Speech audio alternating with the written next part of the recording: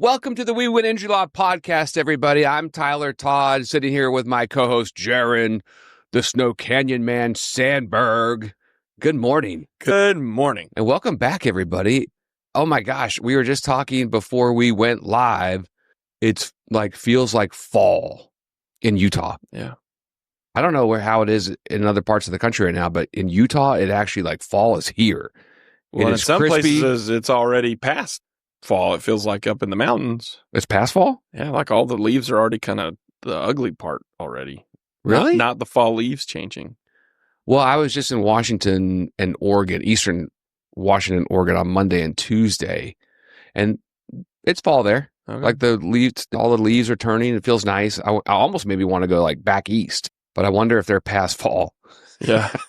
I don't know. What does that mean, past fall? Well, like just the leaves kind of go that bright orange. It's kind of cool when they change it. Yeah. Then they kind of get where they're just falling off. No, I yeah. feel like it Well, kinda looks dirty. typically in Utah, well, in southern Utah, it almost always feels like we don't have a fall. Yeah. Like we skip it because it's like hot, and then like it's cold.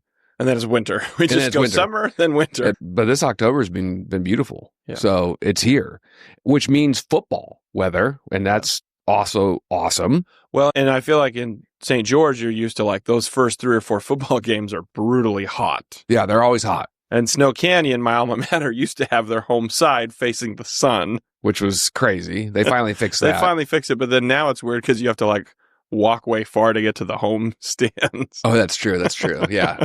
But it makes sense. But this year, I haven't really sat in a really hot game. No, we've had a very pleasant kind of September and now October. Yeah, it's been awesome. It's been one of the wettest too. So, but it's football weather, and I say that because we're talking about in this episode a NFL football issue, which brings up some interesting dynamics because I love sports. I love football. I love the NFL.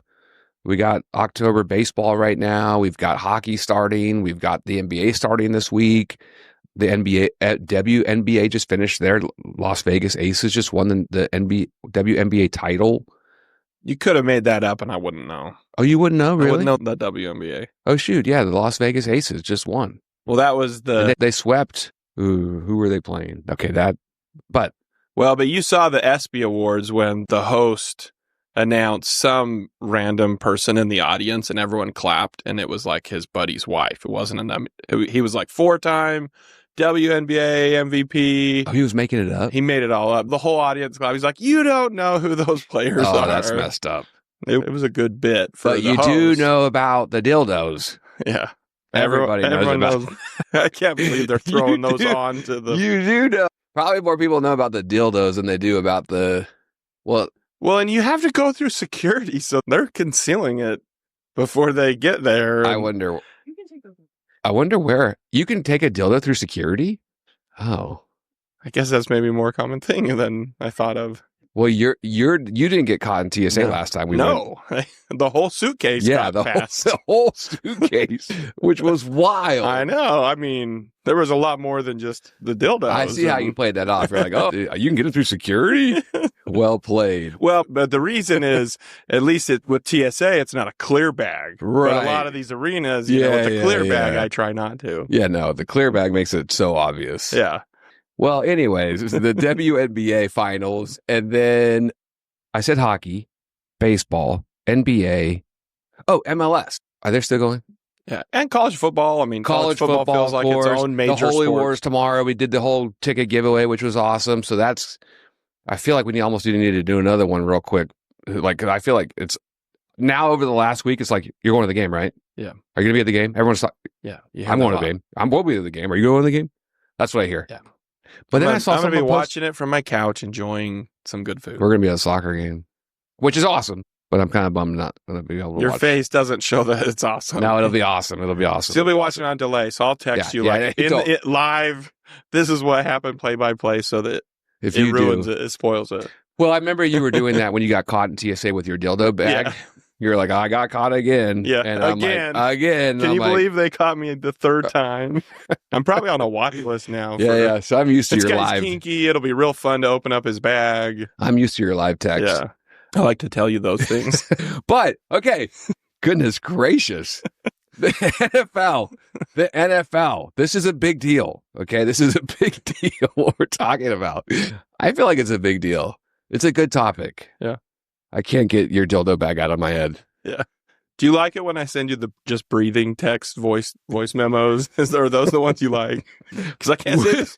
Well, you send that with your, like, the photo of you getting caught at TSA, and you're like this. Yeah.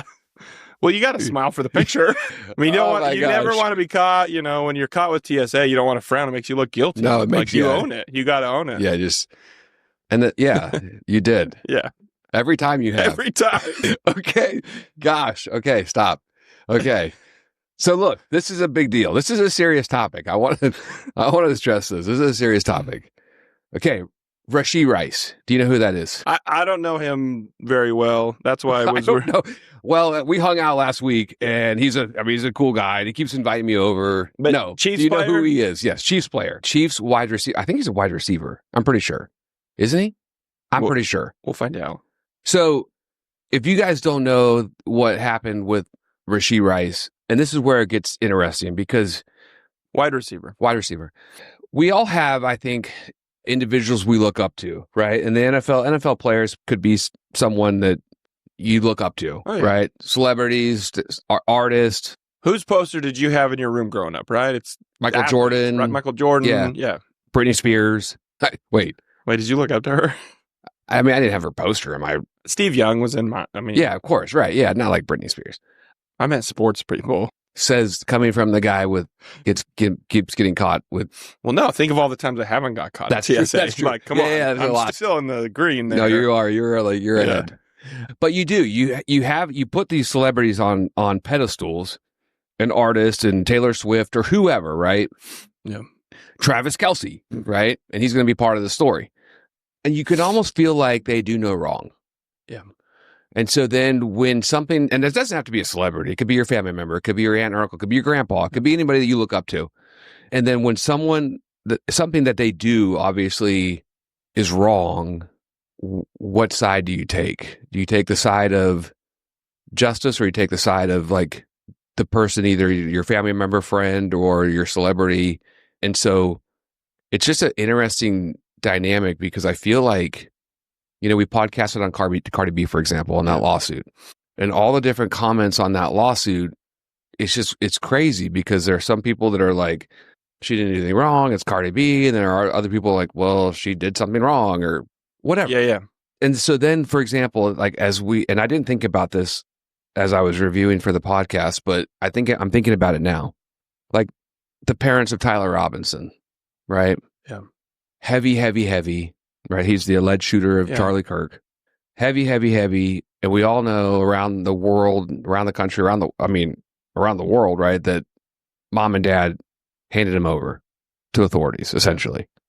Okay, and we've had a number of conversations in our own household. What would you do? Yeah, in that situation. So loyalty over justice. I mean, that's really like what it boils down to. So this is interesting with the Rashee Rice issue. Well, you see this in court, just to add on that, you do see it like in even like murder trials. It always seems like the murderer's mother still shows up, right? Even if, you know, and you look at it like, you look at your own kids, or I think of my kids, if they did something horrible, you hope in that moment you do the right thing like his parents did.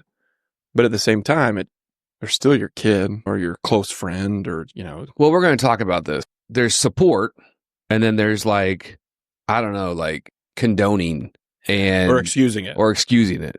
So there's I think, and there's a difference, and I think that's what this the highlight what we're going to be talking about in this episode, and why this is such a big deal, because there was something going around with the Chiefs and all the players of the Chiefs called Free 4.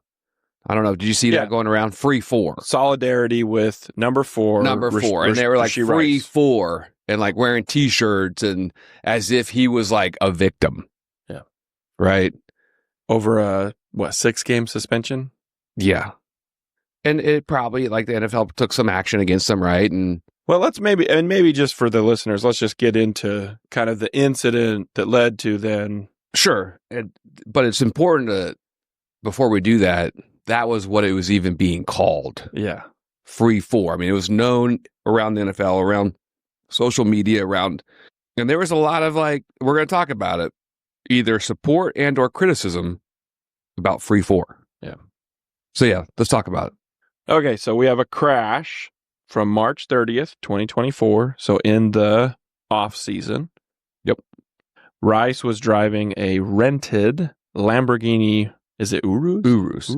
I believe that's the SUV. I haven't driven one of those lately. Yeah, not since yesterday. Not since TSA, got me on their list. That's true. I mean, they took away all the things, especially your Urus. Yeah, however you say it. Or Urus. I don't know what it's called. He and Teddy Knox, who's in a Corvette, they're racing. And he's reportedly at 119 miles an hour in Dallas, down in Texas. And they're racing in the far left lane when Rice loses control, struck a median wall, which then causes the 6th vehicle accident. Serious accident causing, with, I think, multiple vehicles and then causing severe injuries with several people involved in the crash. Brain trauma, internal bleeding. Right. I mean, these aren't just hey, you got in a fender bender and there's a whiplash. These are serious injuries. Serious injuries. And that's another thing, too, because sometimes, and we deal with this all the time, serious is subjective, right? Immediately, when you say serious, and people are maybe wondering, well, what does serious mean? Yeah. Right? Yeah. And you could even say brain injury, and a lot of people might be like, oh, brain injury. But what does that mean? Yeah. Does it just mean like a concussion, like you headed the soccer ball? Yeah, like back in high school, you got a football injury. Sit out for a few minutes, or till the next week. Or you can't remember, you're like a real life Dory. Yeah. So it's super subjective, but super gnarly. And in my opinion, as an injury lawyer, serious injuries caused from this accident. Yeah. Okay. Go ahead. Sorry. No. And so as of this accident happening, then victims say that Rice and Knox also fled the scene without checking on anyone else. Fled the scene, which is super relevant to our world. I mean, it's relevant to the human world as a human being. Yeah. But it's also relevant to our injury world. And it might be even relevant to the criminal world. I don't know that as well, but... Well, and even in Utah, for example, when you're in a car crash, there's responsibilities you have. If there's more than, I think it's $2,500 in damage, you have to call the police, even if it's in a parking lot. We have a client right now that, even though they're not at fault for the accident, was also charged with violating that. It's not quite a hit and run, because they did talk and exchange some things, but because of the amount of damage, I mean, it totaled 2 vehicles. Right. They're being charged with a citation for not following the... And it may be an infraction, but still they were criminally cited. Yeah. Criminally cited. And so here, I don't know what all of the charges were, but I know that he pled guilty to 2 charges. Third-degree felony charges, collision involving serious bodily injury, and racing on a highway causing seriously bodily injury. He's got 5 years of probation, 30 days jail that it sounds like they let him break up into weekends or into different parts. Sometimes judges will allow that. Sometimes your sentencing judge will allow you, if you have 30 days in jail or 10 days in jail, if people are working, and then this is interesting because you mentioned this, the offseason for the NFL. It's interesting he just didn't knock it out, right? Yeah. Some people are like, look, Your Honor, I have to work. Can I report on the weekends and do my jail sentence and stretch it out? Sometimes they do that. Now, sometimes it can cause issues with the jails, so sometimes they don't allow it. But it's interesting. Well, maybe even here it was the opposite, where maybe it's Monday, Tuesday, and Wednesday for recovery, because the NFL kind of goes midweek to the weekends, obviously. Well, he's off season. No, I know. I'm just saying, that would be a thing that the NFL player could for do. Sure. That's when I saw that. Then I was, time out. The accident was March 30th, 2024. Yeah. The sentencing may have been during the season. Yeah, so that's what I didn't know. Yeah. So that might be why he did the... And sometimes this is a prudent decision by judges because they want sometimes it's because there's so much time that's already happened. It's kind of like, okay, at this point, it was a year ago and you're only getting 30 days in jail. But some of it is the earning capacity of the person also helps pay fines and pay things. And so restitution, right? Medical bills, which is what I think he was ordered to pay $115,000 to victims. And we deal with we get this sometimes, we'll get questions, and I get calls from prosecutors' offices sometimes on our injury cases. We deal with the civil side of things, but there is, in criminal cases, they do have the ability, like if you don't have insurance or other things, they do have the ability to also make restitution to the victims part of that criminal case. And then it's something that you can't get out of in bankruptcy. And there's definitely some pros of going through that process, but typically they won't award. It's not like going to a jury trial and having a jury decide it's worth $1 million. Typically they're dealing with like actual medical costs, Right. defined, what we would call special damages in our world, defined economic costs. They have to be quantifiable. They don't award like pain and suffering damages typically in a criminal restitution claim. Yeah. Thank you for that. So I felt like that with that. I probably only lasted like 20 seconds. I felt like that went like 5 minutes. Really? But I just always think it's interesting because we get that question a lot because our clients will get, they call us and they're like, "Hey, Tyler, I'm getting contacted by the prosecutor. What do I got to do?" And that restitution. The restitution. That happened. That does happen. Happen. Okay. So Rashee Rice. Okay. So a big deal, right? It's a big deal.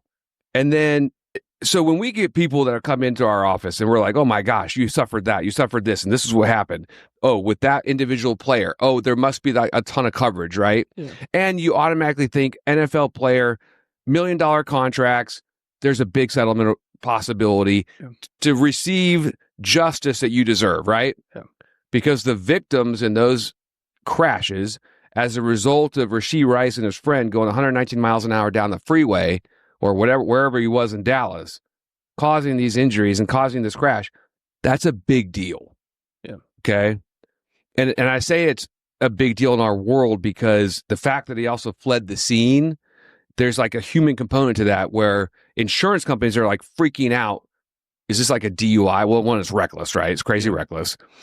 But case values are more significant or higher when there's like a bad act. Yeah. Okay. Because they know that the jury might punish. A jury might punish them for that. Yeah. So 119 miles an hour, fled the scene, causing all this chaos in all these people's lives. But then we get free for, which I don't like. What's your immediate take? The immediate take bothers me, right? Because it would be one thing if he crashes into a barricade and that was the end of it. Just hurt himself, being stupid, and the NFL imposes this big suspension. Hey, no one was hurt. Here it's the opposite. It hurt a lot of people. It did, yeah. And so that's my immediate reaction is that it bothers me. Again, it's one thing to say in an interview, if they're interviewing other players, "Hey, what do you think about Rashee Rice?" It's hey, what he did, reprehensible. He should have never done this. I feel my heart goes out to the victims. And yeah, do I hope that his suspension with the Players Association maybe gets reduced? Yeah, but I'll let them deal with it. That should have been the response. That is an adequate, appropriate response. Right. If I'm a teammate, that would have been my response, right? 1,000%. Just like if my family member is, "Hey, I support them, but what they did was terrible," right? That should have been kind of the theme. But the free for is completely the opposite. If it's like, he did nothing wrong, free him, he's innocent, is the vibe. I honestly, so when it came out, when it started getting some like publicity and the social media and whatnot, and then I think Travis Kelce, I think he was getting some backlash, but I was like, wait, is he not supporting his teammates? Is he? I didn't really know all the underlying components of it. Yeah. But then they were all like, "Oh, we got to wear the t-shirts. We got to like support Rashee Rice in this." And it's like, wait, support what? Yeah. It just feels so dismissive of those victims. I honestly can't believe it. Yeah. So then there was a lot of public pressure from a group called New Tolerance that sent a formal demand to the Chiefs leadership calling out the messaging, which it should be, because the Hunt family, they represent themselves to be very like Christian, like God-fearing people. At least that's what I see on social media. And so in my understanding of Christian beliefs, that would certainly not be it, of condoning an absolutely like reprehensible act and then not recognizing the impact on the victims, the real victims. Well, and it just is even worse because it's like, it's not even, I felt like it wasn't even a call on the 30 days jail issue or anything to do with the criminal charges, it then even was dumber, in my opinion, because it's related to his sports suspension. Right. Like, which is even dumber. I don't know. I just feel like it's... So here we have people that are dealing with brain injuries, long-lasting scars, internal bleeding. Like, these are serious injuries. They're serious injuries that, and I think he already paid out. I mean, he had a civil where he agreed to pay over $1 million. Yeah, and just one of the cases. In one of the cases, yeah. Which means, you guys, insurance companies just don't pay, and people just don't agree to pay money when there's not like injuries. Yeah, they have to be significant and severe. Because in $1 million, and people ask us all the time, is my case worth, do I have a good case? I'm like, well, what does that mean? Yeah. Because a high value case, if that's what you're trying to mean, like a good case, a high value case means you're really injured. Yeah. And you have the more hurt you are, the higher your value your case is. The better the case is, right? Yeah. So $1 million is a big deal. And so I mean, it's just mind boggling that, and we see like, I think Travis Kelce's a good dude. I think Jason Kelce, I think that their podcast is fantastic. Yeah. I mean, he's marrying Taylor Swift. He must be a good guy, right? I mean, I wouldn't go that far, but I like listening to him, and I feel like they seem like, I mean, it's the greatest story, right? It's an older brother that looks out for kind of a goofy younger brother who turns it around, right? That's a great story, and that seems like they're good brothers. But so he must have been supporting like the victim, right? I just think Rashee had to have been the victim in all of this. I just feel like it was terrible, a horrible message. It's terrible optics. It's horrible. I mean, and again, that's where it's like, okay, so loyalty over justice. I just can't believe they missed so bad on that. Like, it's one thing to say, yeah, Rashee's our guy. We got our guys in the locker room. We're protecting, like, we want him. Yeah, we're going to let it play out. We're going to let the criminal things play out. We're going to let the NFL do their thing. And you think of like a press conference, right? How those go. If you're like the coach or everyone, the first comment before you even get into that should have been like, my heart and prayers and everything I can do goes out to these victims. To the families, yes. And then you can also say that, yeah, and I think he's doing everything he can to resolve that. And you can also think that the suspension is too long. But it feels like the free form movement just ignores that whole first part 1,000%. I mean, it totally said, I mean, it couldn't be more narcissistic. Yeah. In all reality. And like, it's a lot of people that this isn't just like one teammate's off comment that then later has to apologize for it. This was like what felt like even a thought out process. You at least hope that this was run past some people and they all got on board with it. Well, like I said, I think they were all wearing t-shirts. Like to the game, right? Or to one of the games. I mean, it was crazy that you're like, how did we turn him into the victim? Because he's not. I don't think so.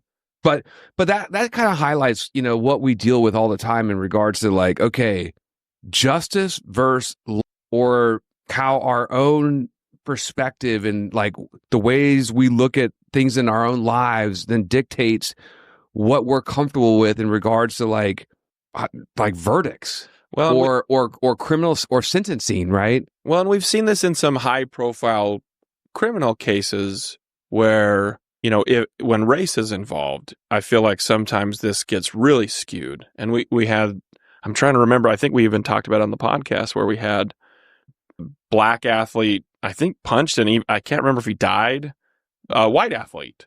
This is the stabbing. Is that what you're referring to? Maybe in a tent. They were at a tent and like a track and field. Yeah, no, he stabbed him. And I felt like the stabber's family came out like this wasn't his fault. And very much he's the victim, even though he was the person that did the stabbing. And I felt like what no one was willing to say in that situation was really because of the racial lines there. And I don't think in this case, we have... Well, many, many people made it about race. But we have victims here that obviously had nothing to do with causing the crash. Versus in that case, I know that there was allegations, there were racial things that were said, and there was some pretext leading up to the stabbing that it wasn't just a random stabbing. So, no, I mean, from what I understand from that stabbing is, well, the stabber, right, the I guess murderer, if you will, is black. The victim was white, and then the murderer, the black guy, he was in like the tent where the other team was. Yeah. So then there are some allegations that the white kid went over to the black kid saying, hey, you're not supposed to be here, and how that went down or what he said and the tone and all those things. Okay, that's short of it. It shouldn't be a race thing. Yeah. You have one individual saying some things to another individual, whether that individual should have been there or not. Yeah. Okay. Did that warrant him being stabbed? No. And dying in his brother's arms? No.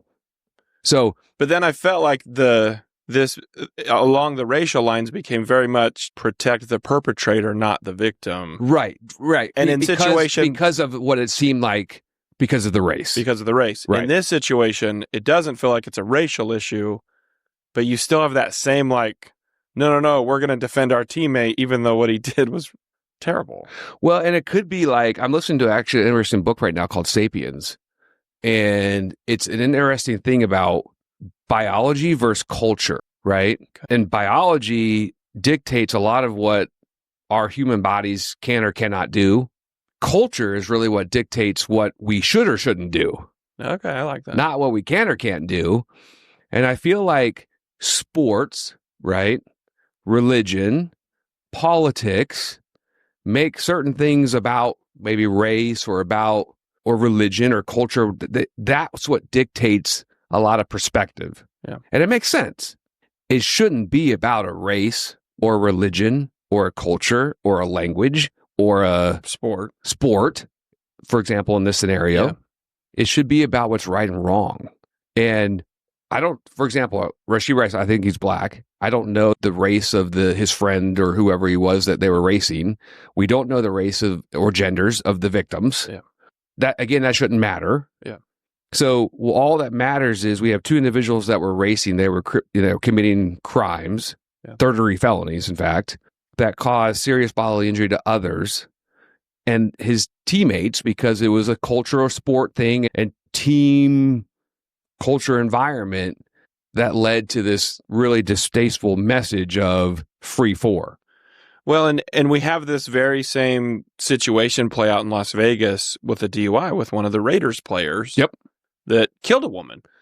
And he's in prison. Ruined his career. Ruined her life. And and the family's life, obviously. But that one, I feel like the messaging I heard from players was very much what it should have been, which was, I feel for this woman, and I can also feel bad for my teammate. And the situation he put himself in. 1,000%. And they talked a lot about, like, look, he made a dumb decision to drink and drive that night.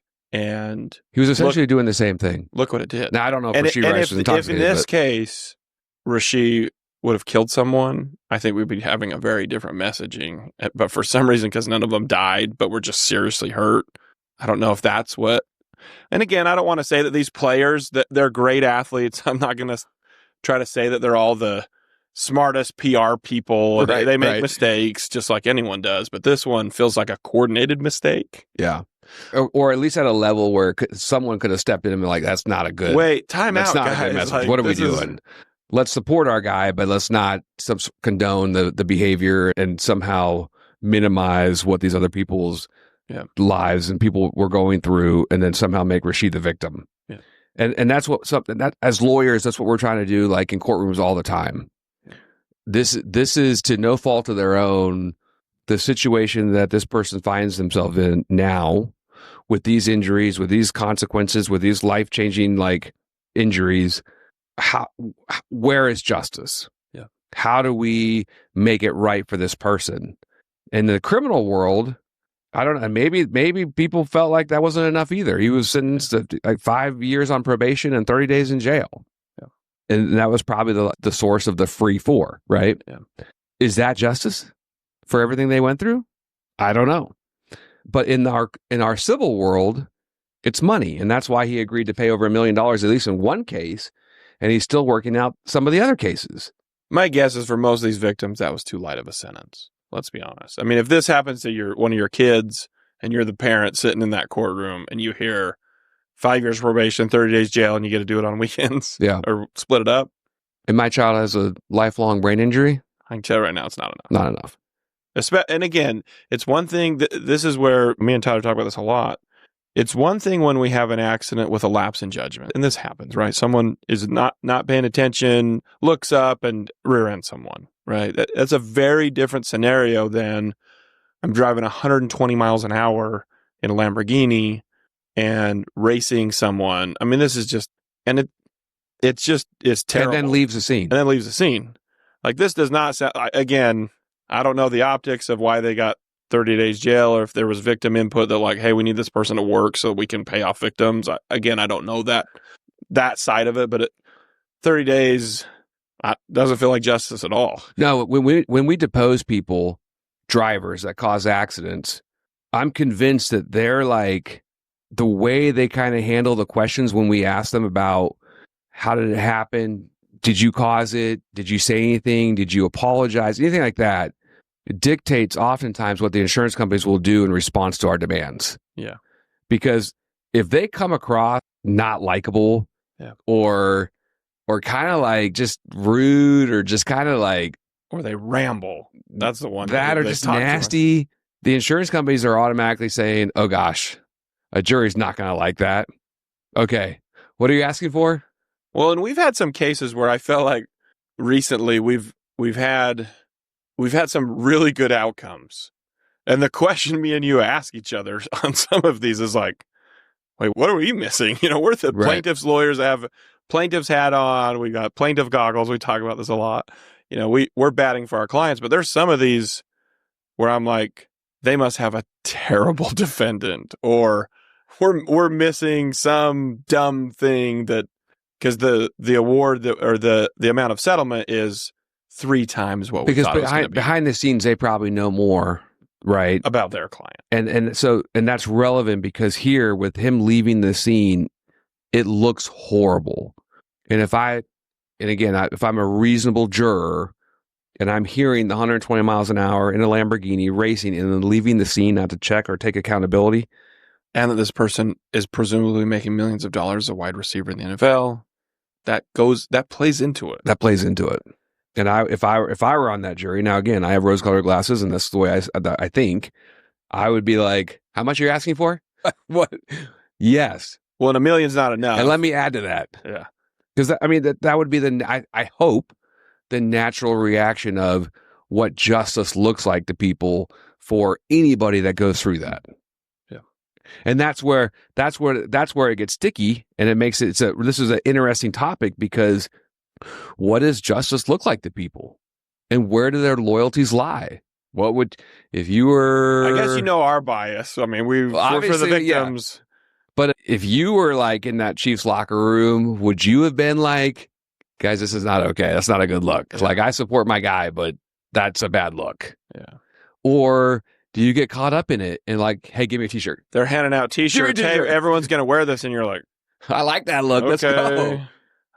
It's a terrible. Yeah. Free for all over TikTok or all over, your X. And is that what it's called? Twitter? X? Yeah. Right? Free for. Like, it just seems like such a miss. It's a big miss. It's unfortunate. I mean, we all make mistakes. That was a big mistake. Because not only just for the people that were obviously injured in that accident, but it's just a big miss for like any victim anywhere that their voices need to be heard. But you have celebrities that kind of overshadow that. Well, and your worst fear too, I feel like with celebrities, is that they'll get a pass. Yeah. They're like, oh, justice only applies to like normal people that get an accident. But that because he's a celebrity, he got a slap on the wrist. And that's, I feel like, an even worse form of justice. Now, does that mean that the celebrity should be punished more? No. And so maybe that was where, I don't know if the judge had dealt with enough of these cases to say, yeah, we got a big restitution claim, which is presumably high. I don't know, $100,000 in restitution is normal for whatever court was handling this. But it just...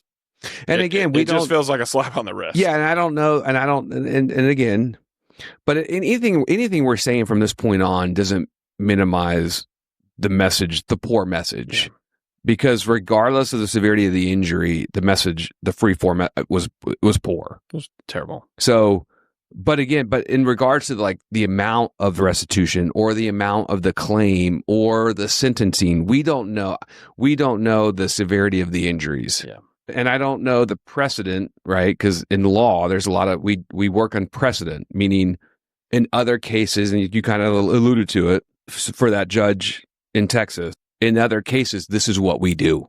Yeah. So regardless of whether he's an NFL player, celebrity, or whoever, this is what we do in these cases with these types of circumstances, and this is our precedent. And that could be very well be what happened. He was just following like, hey, this is our normal guidelines, and this is what we do. Yeah, this might feel light, but I'm not going to punish him more because he's a celebrity. Right. This is what I normally do right. with these kind of accidents. So that's possible. That could have been what happened. But I almost again, thought the opposite would happen in a Texas case where you hear of these like Texas judges being a little more aggressive with like death penalty. Oh, yeah, right? maybe. It's one of the highest death penalty states in the country. And now I don't know if this is just downtown Dallas that you have maybe a more liberal. That right. plays into it too. Right. But yeah, I don't know. But anyways, hopefully you guys, that's everything that we're doing from an injury lawyer perspective, and every injury lawyer, I would imagine, around the country and around the world, we're fighting for justice. And my sister-in-law, who is a defense adjuster, she's always like, hey, you like justice fighter. Yeah. How are you doing? And she's doing it tongue in cheek for sure. Yeah. But we are trying to fight for justice. And that's something that we take seriously, and we're passionate about it. And that's why this topic kind of struck a chord, because when it looks like justice is just being like laughed at, we take it personally. Yeah.